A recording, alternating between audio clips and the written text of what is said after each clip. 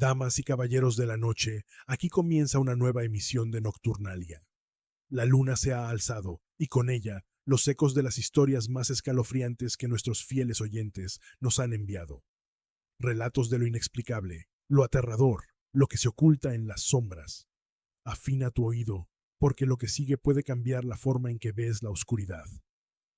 Esta noche tenemos el relato de nuestra amiga Marcela Fernández, quien nos comparte esta historia que relata algo que le sucedió hace algunos años al mudarse a una nueva casa ubicada en uno de los barrios con más historias del norte de México.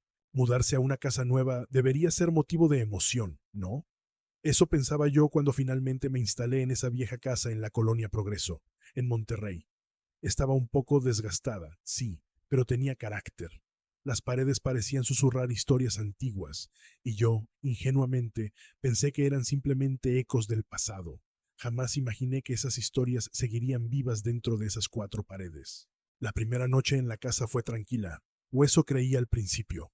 Desempacando cajas, tratando de hacer de ese espacio mi hogar, no noté nada fuera de lo normal. Sin embargo, justo cuando estaba por irme a dormir, lo escuché. Era un sonido que al principio pensé que venía de la calle, una risa infantil. No le presté atención. Probablemente era un niño jugando fuera de su casa, o eso me dije a mí misma. Pero número. La risa no venía de afuera, sino de adentro, y para mi sorpresa, parecía provenir del piso de arriba. Subí las escaleras, más curiosa que asustada.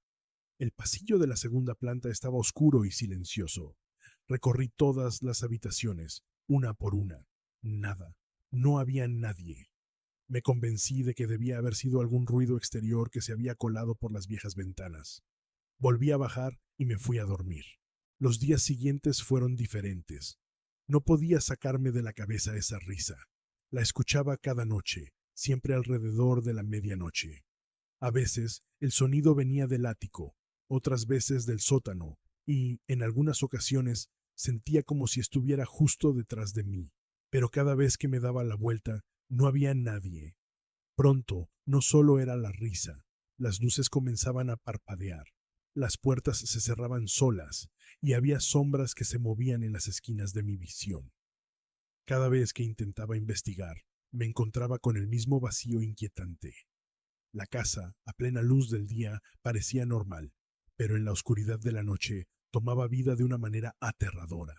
Una tarde, mientras ordenaba el sótano, encontré un viejo álbum de fotos entre cajas polvorientas. No podía resistirme a abrirlo.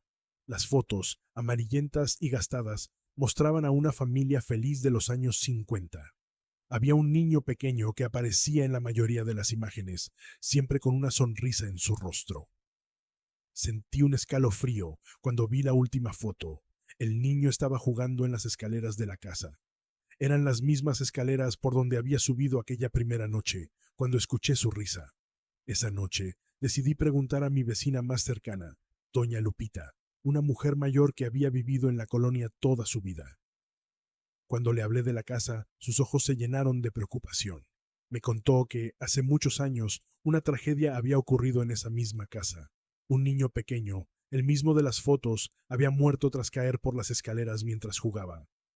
Lo que más me inquietó fue lo que dijo después. La madre del niño, devastada por la culpa, se había quitado la vida poco tiempo después. Desde entonces, la casa había estado vacía, o al menos eso pensaba. Después de mi conversación con doña Lupita, la casa se volvió cada vez más extraña. Las risas ahora se mezclaban con llantos y susurros apenas audibles. No podía dormir. Cada vez que cerraba los ojos, soñaba con el niño, siempre al pie de las escaleras, mirándome con esos ojos tristes. Cada mañana me levantaba con la sensación de que algo estaba mal.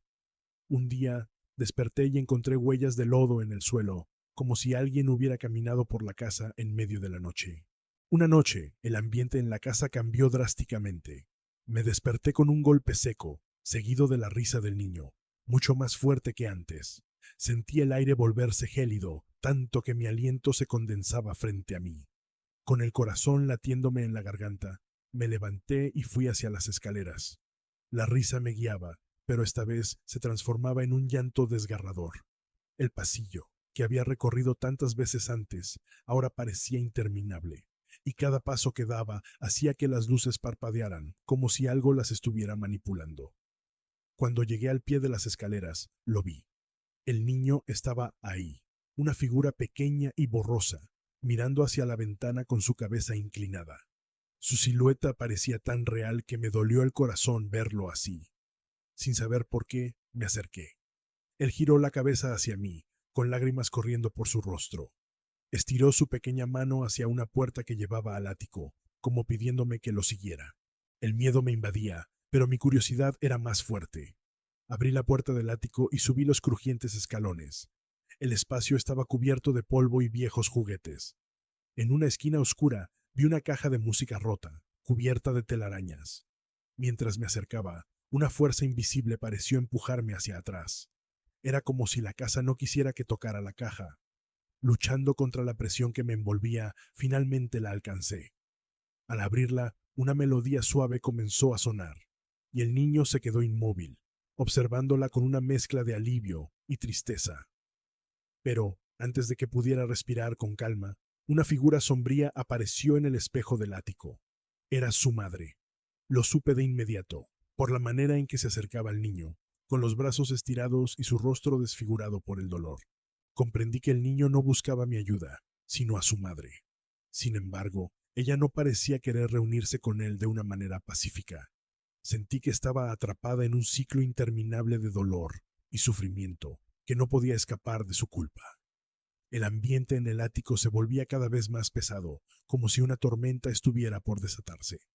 Desesperada, tomé la caja de música y comencé a repararla con las piezas sueltas que encontré alrededor. El niño se acercó, sus ojos llenos de esperanza, mientras la figura de su madre se mantenía en la sombra, observándonos con una mezcla de tristeza y furia. Finalmente, la melodía comenzó a sonar perfectamente, y en ese momento todo cambió. La madre del niño, aún desfigurada por el dolor, se desvaneció lentamente, como si la caja de música hubiera roto el ciclo de su tormento. El niño, por primera vez, sonrió. Su figura se hizo más difusa, como un suspiro liberado en el aire, y finalmente desapareció. Me quedé sola en el ático, rodeada de silencio. El frío se disipó y el ambiente se sintió más ligero, más cálido. La casa, que antes parecía atrapada en el dolor, ahora parecía finalmente en paz. Mirando hacia atrás, me pregunto si la historia habría sido diferente si yo hubiera ignorado esos primeros ruidos, esas primeras señales. Pero lo que más me inquieta es pensar en cuántas otras casas antiguas, cuántos otros lugares guardan secretos como el mío. La risa de un niño debería ser algo que traiga alegría, pero en esa casa fue un eco de dolor. Un dolor que por fin encontró descanso. ¿Y tú? ¿Qué harías si escuchas una risa así en medio de la noche?